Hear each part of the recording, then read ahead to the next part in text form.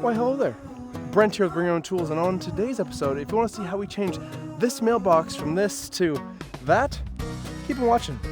Let's get started.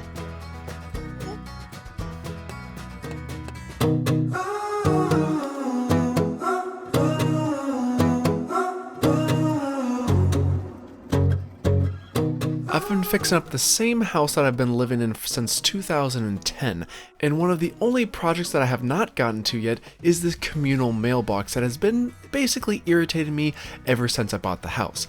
But in normal BYOT fashion, we can't just do something simple. We're gonna need to make sure that this thing is beefy as well as very eye-appealing. The first step of this mailbox is going to be actually pouring a concrete slab, so I start cutting a couple 2x4s with the proper length, and just know the size of the slab is going to be approximately 56 inches by 16 inches. I don't want this concrete slab to actually be visible, so I'm actually going to be removing the grass so we can reinstall it at the tail end of the project, and then of course excavate some of this dirt. And luckily for me, I had a helping hand. She is quite handy, and hopefully she is learning a thing or two from Dad. I'm just gonna have to work on getting her a better shovel, yeah. After I remove all the grass that's needed, I then proceed to removing the mailboxes. And this is kind of the fun part because in order just to make this quick and easy and entertaining, I just hooked it up to my truck. I wrapped a very hefty chain link around the mailbox, and then with one swift pull from my Toyota Tacoma, it was down and out. I really did just want to start driving away and just destroy this thing, but we actually still need these mailboxes in order to make sure that my neighbors and I are still all getting our mail over the next couple days, since this project is going to take at least that. I dug down approximately 6 inches and then used a tamper to tamp down the soil as much as possible prior to installing our weed barrier. This is a heavy-duty weed barrier, and even though it doesn't look like it, it's a woven system where water can easily penetrate through it. I cut it to fit with a utility blade and then start pouring our 3/4 inch crushed rock right on top. Now this is going to be perfect for compaction as well as drainage for a concrete slab. I wet it down a bit and then start raking it out smooth, and it doesn't have to be absolutely perfect at this point, especially with the fact that it's such a small slab, but after that's taken care of, you can start also tamping it down properly to compact it thoroughly. I go over this area a couple times with a hand tamper, and now that our rock is compact, we can move in our formwork. I drive in a steel stake at all 4 corners and then make sure we have a proper level formwork. These steel stakes are actually really nice because of the fact that they actually have pre-drilled holes all throughout the entire tube. You just need to make sure that you give yourself enough room to actually get a screw in there with your drill driver. Of course, you gotta test, make sure we're nice and level, and on the sides too. That's pretty doggone level. Now, we're ready for rebar. You may be thinking to yourself, a slab this size really doesn't need a significant amount of rebar, and you're right. But you might as well have good practices, and I didn't even need to cut these pieces since I was able to purchase these in 4-foot and 1-foot lengths. I also tied them properly with these rebar ties using this twist tool. Now this twist tool is specifically designed for these rebar ties, and it makes it extremely easy to secure each piece in place. Just make sure that before you start pouring the concrete, that you lift the rebar off the ground at least 1.5 inches prior to pouring. And speaking of pouring, let's get to concrete. I always suggest pouring in your water first and then your concrete. That will actually avoid any large dry spots at the very bottom of your mix, or at least significantly reducing your dry spots. Just make sure you have a general idea of how much water you're going to need for pouring slabs before you start applying your dry concrete to your water, because you might have a lot of extra concrete or definitely not enough. I didn't want to overdo my first pour, so I did pour the first one short and then proceeded to mix up one more bag and finished off the rest of the slab. A scrap piece of wood acted as a perfect concrete screed, which is always resting on 2 sides of my concrete formwork, and that will guarantee that the concrete is level all the way across. And as you can see, I had my inspector on site today to make sure that I was doing everything up to code. She was happy with it until I told her it was nap time, and then not so much. I pounded in 2 stakes to represent the center line of our concrete slab, then ran a string line all the way across and inserted our concrete rebar. Now this concrete rebar is going to be placed right in the middle of our cinder blocks, and this is going to provide a great deal of structurability, especially if anyone tries to run this beautiful mailbox over, which I don't think is going to happen, but you know, just in case. The next morning I removed my safety stabilizer for our rebar and then moved on to our concrete block layout. Now I do want this block in the dead center of our concrete slab, so I make a couple notations on both sides and then take a chalk line that runs all the way across to guarantee ourselves that we have proper alignment and a good starting point for our block. For proper adhesion between our concrete and our concrete block, we're going to be using some mortar mix. Now this is an S-type mortar mix, and we need to mix this up thoroughly as well as have the proper consistency prior to installing our block. A good rule of thumb for mixing is to make sure you have a mix that actually looks pretty soft, but if you pick it up with a trowel and lean the trowel vertically but the mud still stays, that means you have a good quality consistency for your mix. I apply a bed of mortar mix directly onto our concrete, and once it's applied to the areas needed, I then place our block right into it. This first row is extremely important to make sure we have a very level surface to work upon, because all the other rows will be affected with this first row, of course. I butter one of the sides of our first block and then place our second block right next to it and give it a little shimmy so it works itself into position. Now if you are a mason by trade, just know that I am obviously not, but I do know the construction trade and therefore I know how this entire process works. It just won't be the cleanest mud application you've ever seen, I assure you.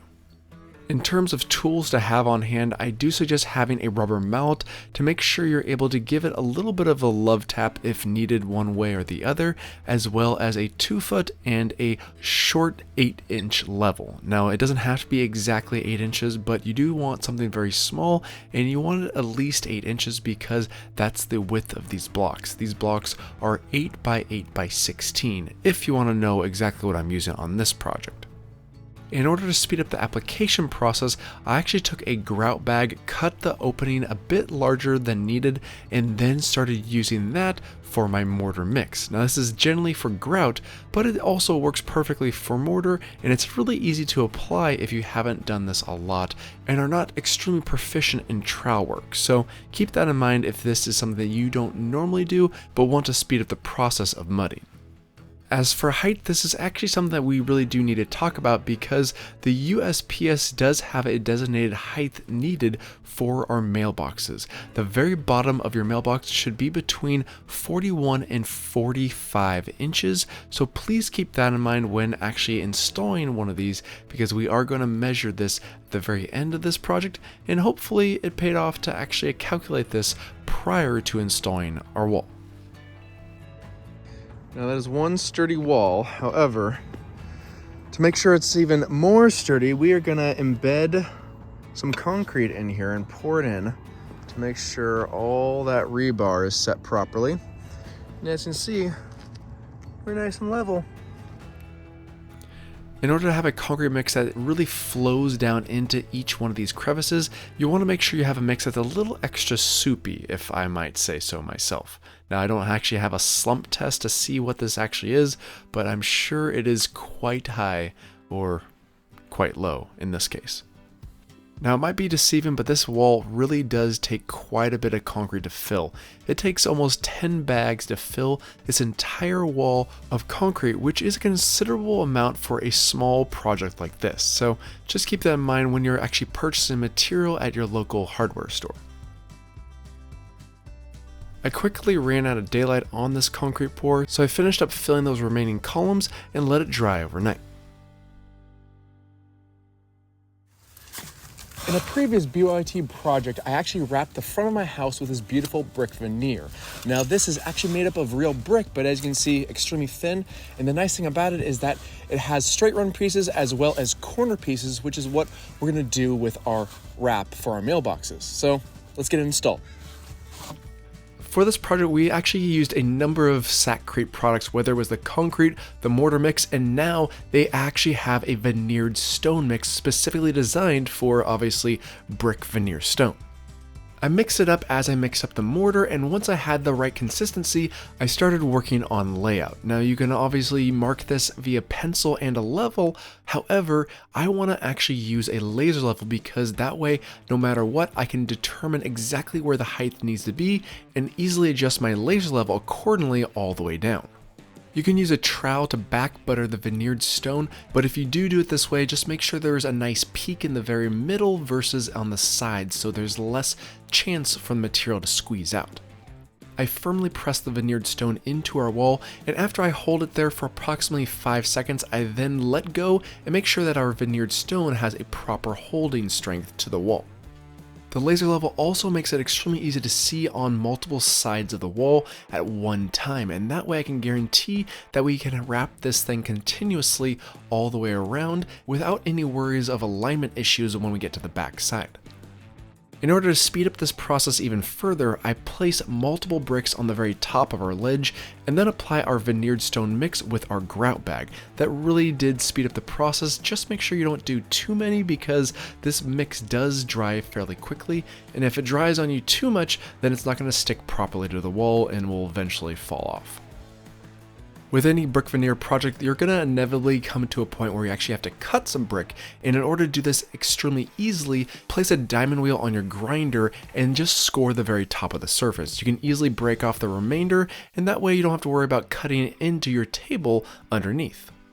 The other nice thing about using a laser level is you're never going to bury your line underneath your stone or your brick veneer mix. If it was actually on this wall, you'd definitely be burying it at some point, or at least potentially, and with a laser level, you're always going to be able to see it on the exterior surface. Just like any of my videos, if you are interested in purchasing any of the tools or materials seen in this video, I'll make sure and leave a provided link in the description box below for said tool or material. And since I don't have any sponsors for this video, I just wanted to say a huge and special thank you to you, the viewer. This channel has grown exponentially over the last couple of years, and I absolutely love how this channel has progressed over the years thanks to you, the audience. So if you're not subscribed, please do so, and if you'd like, share, or comment on this video, I would greatly appreciate it. As far as application goes, I found it a lot easier to install as many of the full bricks as possible, and then come back to the very end and cut the remainder.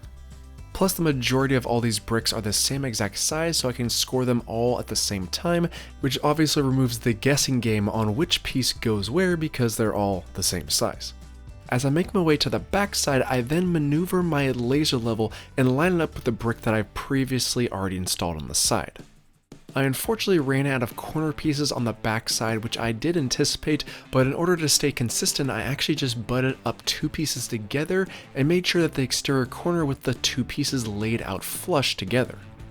This obviously doesn't have to be dead nuts perfect, but I did want to stay as consistent as possible because I wanted to make sure this entire thing looks like it was tiled with real brick. And just so you know, I did go with this veneered stone because I wanted to match the existing veneer on my house versus doing this entire thing with solid brick. If you don't have a veneered stone that you're trying to match to, you could probably do that, and I might actually try and do that in a future endeavor, but keep that in mind on your project if you are trying to take this on yourself. To finish off our top cap, I fling some mud and try and even it out as best as possible, and then place our veneered stone right on top and squeeze it until it lays perfectly flat. Most likely I could have used the same grout bag technique application that I did previously on the wall, but I wanted to go extra thick just because this was a top cap and making sure that we didn't have any settlement issues down the road. I mix up a secondary batch of our veneered stone mix and place it into our grout bag. Now this is a brand new grout bag with a brand new tip, and by squeezing the back side of the grout bag, it pushes this veneered stone mix into our grout lines extremely quickly and precisely. This is oddly satisfying personally for me, and if you love baking and actually do some pastry, this is basically exactly it. It's just the construction version. We're basically using a pastry bag and pushing our delicious grout icing into all these unique crevices. The key note for application is that you want to fill up each one of these grout lines and don't touch it until it actually firms up. I apply this grout to every single joint on all 4 sides, and then once I'm done, I go back to the first side that I started with and make sure that it's firmed up nicely. If it has, it's time to use your double-sided convex brick jointer. Now this is a magical tool that really does make life very easy to get those perfect grout lines on every single row. And when I say perfect, it doesn't have to be actually perfect. It just needs to look good and stay somewhat consistent. And remember that this is only done because you would want to make sure that moisture doesn't get underneath and behind our brick veneer. This tool is pushing our grout into these joints and actually making this convex shape, and therefore moisture is much more likely just to roll off of this space and down onto the ground. After you go over this entire thing with your joiner, you do want to go back around with a stiff bristle brush and give the wall itself a nice sweep, because that will just get rid of those small particles that were left behind and will provide you a better overall finish in the end. But now that our wall is taken care of, we can finally move on to our mailboxes. As for mailboxes, we're using a company called Mail Manager, and these are extremely high quality mailboxes that I found on Amazon and the best reviewed by far. Extremely secure, and I'm not too worried about people actually stealing things out of my mailbox, luckily, but might as well get a nice upgrade while we're upgrading everything else. Let's get them installed. The layout process is quite straightforward, because all I'm doing is lining up one with the very edge, then lining up the other with the other edge, and then spacing out the other two in the middle accordingly. I use a long level to make sure that I have all the back sides lined up appropriately, and then guarantee the spacing is even all the way across. I mark at least 4 holes to determine exactly where I want my fasteners to be placed, and then use a masonry drill bit to pre-drill my holes. Just make sure you're using the right size drill bit, as well as going deeper than you think, because you want to guarantee that you're not going to have any issues when installing your fasteners. And as far as fasteners go, we're going with these Tapcon screws that are 2 inches long. These guys are specifically designed for masonry and concrete, and I was able to get my drill into the mailbox. However, it was way too difficult to try and actually videotape this process while also drilling, so just be aware that this did work, just it's a little tight. But with our mailboxes in, we are done.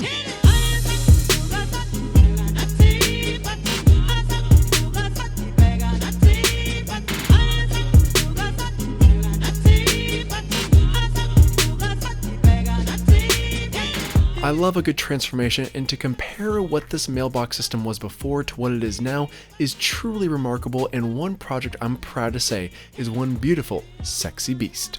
Oh yeah,